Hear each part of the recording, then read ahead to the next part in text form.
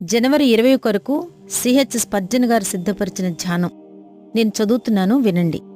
జయించువానికి దేవుని పరదేశలో ఉన్న జీవవృక్ష ఫలములు భుజింపనిత్తును. ప్రకటన 2వ అధ్యాయం 7వ వచనం.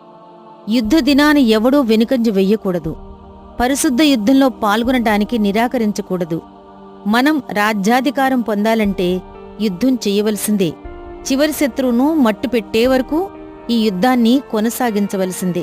లేకపోతే జీవవృక్ష ఫలాలు భుజించే భాగ్యాన్ని పోగొట్టుకుంటాం. ఎందుకంటే జయించేవానికి మాత్రమే ఆ వాగ్దానం ఇవ్వబడింది. లోకంలో ప్రవేశిస్తున్న అబద్ధ బోధకులను, వారి బోధలతో పాటు లోనికి వస్తున్న సమస్త దుష్టత్వాన్ని మనం జయించాలి. మన హృదయపు బలహీనతను, మొదటి ప్రేమ నుండి తొలగిపోయే పరిస్థితులను మనం జయించాలి.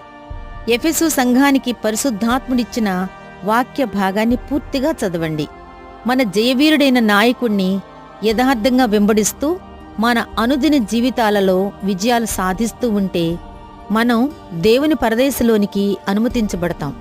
ఖడ్గజ్వాలతో నిలబడి ఉన్న కెరూబు ప్రక్కగా నడిచివెళ్లి కాపలా కాయబడుతున్న ఆ జీవవృక్షాన్ని చేరి నిత్యజీవ ఫలాన్ని భుజిస్తాం. పాప ఫలితమైన నిత్య మరణాన్ని మనం ఆ విధంగా తప్పించుకుంటాం. అక్షయమైన దైవ పరిశుద్ధతలో నుండి వచ్చిన నిత్య జీవాన్ని మనం సంపాదించుకుంటాం. నా హృదయమా, లేచి ధైర్యం తెచ్చుకో. పోరాట నుండి పారిపోవటం అంటే నూతన ఏదెను వనములోని ఆనందాన్ని జారవిడ్చుకోవటమే. జయించే వరకు యుద్ధం చేయటమంటే పరదేశంలో దేవునితో పాటు నడవటమే.